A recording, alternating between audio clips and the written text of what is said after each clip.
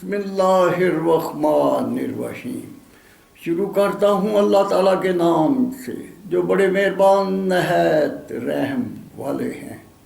مذہب کچھ مغربی جمہوریت کا نظام حکومت، اس کا نظام الیکشن، قرآن حکیم اور 1973 کے آئین، نظریات، تعلیمات، اخلاقیات کا کینسر ہے۔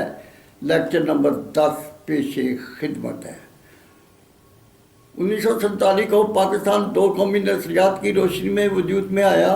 قائد اعظم محمد علی جناح گورنر جنرل پاکستان لیاقت علی خان پہلے وزیر اعظم بنے۔ 1948 کو قائد اعظم رحمۃ اللہ علیہ وفات پا گئے۔ خواجہ ناظم الدین کو گورنر جنرل لگا دیا۔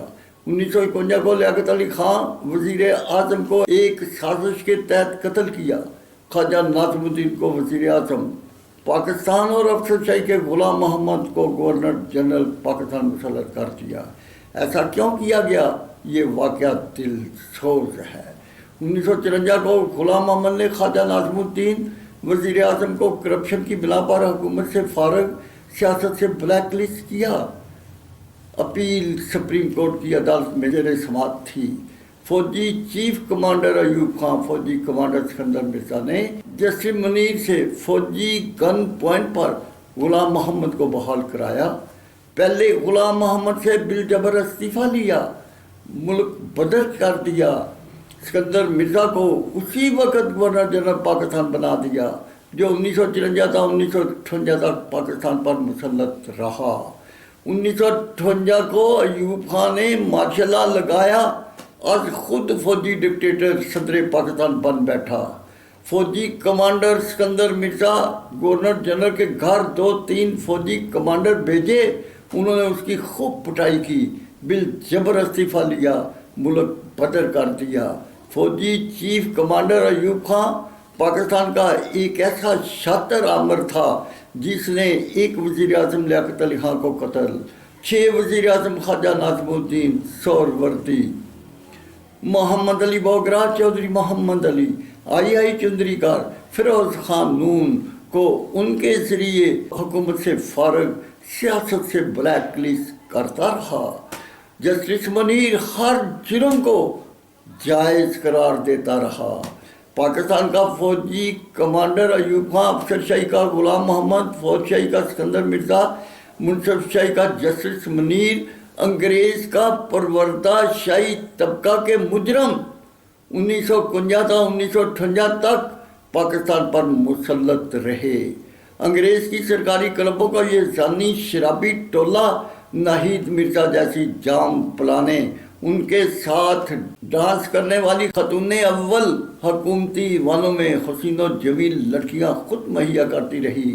اپنی بھانجی نصرت بھٹو جو ایک مشہور عالمی ڈانسر تھی، اس کو متعارف کرایا۔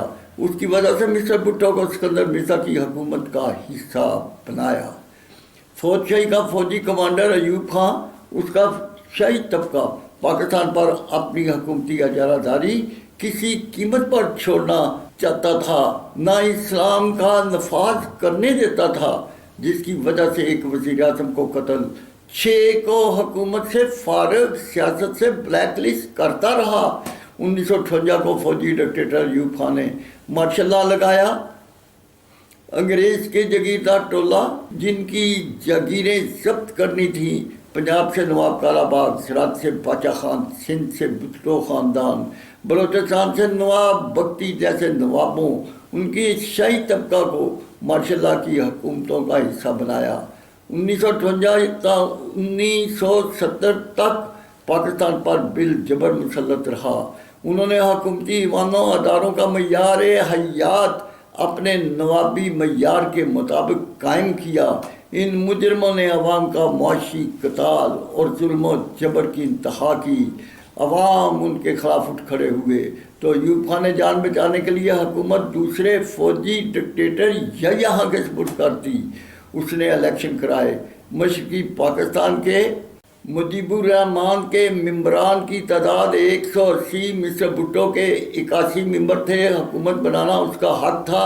جو نہ دیا، مشرقی پاکستان کے عوام کے احتجاج کو بغاوت کا نام دے کر مشرقی پاکستان پر فوج کشی کر دی، فوج اور عوام کا قتال جاری تھا۔ انڈیا نے فوج مشرقی پاکستان میں اتار دی، 90,000 فوجی سپاہ کو انڈیا نے قیدی بنا لیا، ملک دو لخت کر دیا، 1 یونٹ کو توڑا، 4 صوبائی وفاق سینٹ کے ممبران کی تعداد بڑھا دی، ان کے شہری اخراجات کا بجٹ بڑھا کر اہل وطن کا معاشی قتال جاری کر دیا۔ ان مجرموں کو کوئی سزا نہ دی گئی۔ اس کے بعد فوجی ڈکٹیٹر ایوب خان نے جاگیردار فوجی ٹولہ کو حکومت کا حصہ بنایا۔ یحییٰ خان نے مصر بھٹو کی پیپل پارٹی، ضیاء الحق نے نواز شریف کی نون لیگ، الطاف حسین کی MQM، فوجی ڈکٹیٹر پرویز مشرف کی مسلم لیگ کاف، 4 ماشاء اللہ کے حکومتی دہشت گرد ٹولہ کے مجرموں کو اکٹھا کیا۔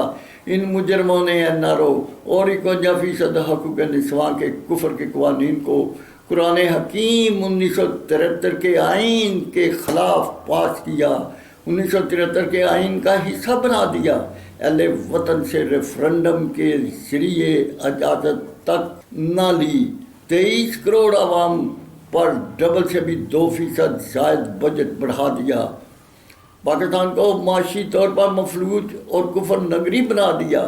فوجی کمانڈر قمر جاوید باجوہ اور اس کے سیاسی رہنما عمران خان نے تحریک انصاف کے تمام NRO کے مجرموں، خاص کر فوجی ڈکٹیٹر پرویز مشرف کی مسلم لیگ کاف کے 31 کیبنٹ ممبران، اس کی عدلیہ کے 88 ججز جن نے اس کے مارشل لا کو جائز قرار دیا، ان کے علاوہ یحییٰ خان، مسٹر بھٹو جس نے مجیب الرحمان کو حکومت بنانے نہ دی، ہزاروں فوجی سپاہ، ان گنت بنگالیوں کے قتال کا حساب کس نے دینا ہے؟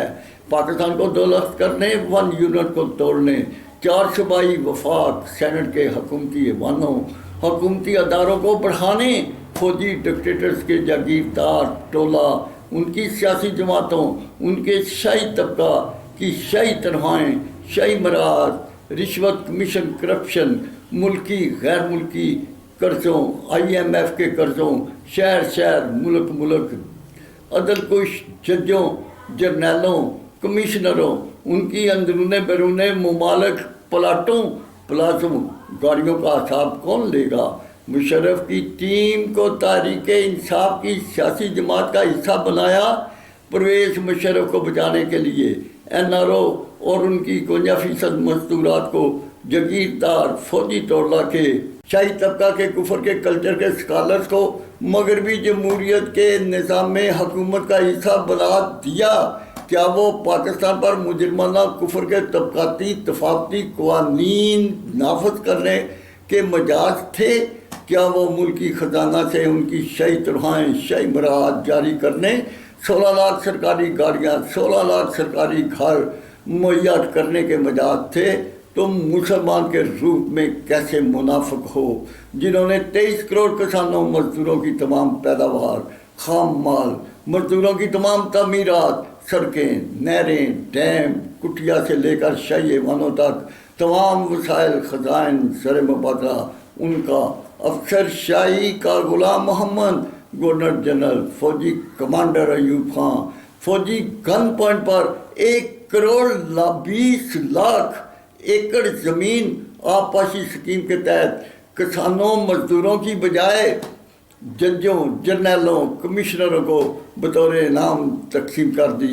ان کے وسائل، خزائن، زر مبادلہ، ان کی شاہی تنخواہیں، شاہی رہائشیں، حکومتی ایوان، ادارے ان کی ملکیت بنتے جائیں۔ یاد رکھو، پاکستان کے 23 کروڑ فرزندان اسلام کی ملکی جمعیت، ملکی وحدت، لا الہ الا اللہ محمد رسول اللہ کی زیر کمانڈ قائم رہ سکتی تھی اور رہ سکتی ہے۔ فرزندان اسلام کے لیے کوئی عقیدہ، کوئی نظریہ، کوئی آمر، کوئی بادشاہ، کوئی ڈکٹیٹر، کوئی فلسفی، کوئی منطقی، کوئی ارسطو، کوئی ابراہیم لنکن، کوئی شداد، کوئی حمان، قرآن حکیم کے آئین، نظریات، تعلیمات، اخلاقیات، اشواء حسنہ اس نے خلق کا نعم البدل یا متبادل کوئی ایسا نظام پیش نہیں کر سکتا جب فرزندان اسلام نے حضور نبی کریم صلی اللہ علیہ وسلم کے حکم کے مطابق مکہ سے مدینہ ہجرت کی۔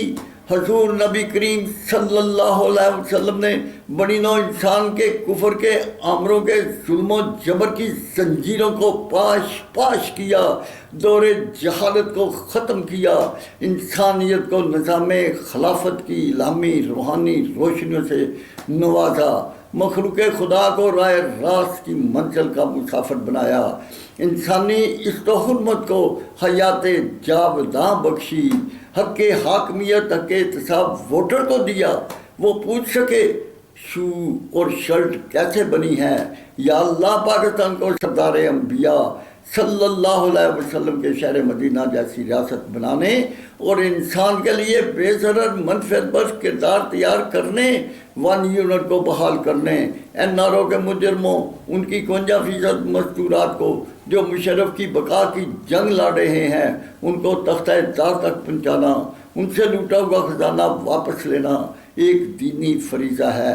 23 کروڑ کسانوں مزدوروں اب ان کے شاہی اخراجات مزید برداشت کرنے کے متحمل نہ ہیں۔ پاکستان کی بقا ان مجرموں کو ختم کرنے میں مثمر اور مالی قوت معاشی طاقت بچانے کے لیے ضروری ہے۔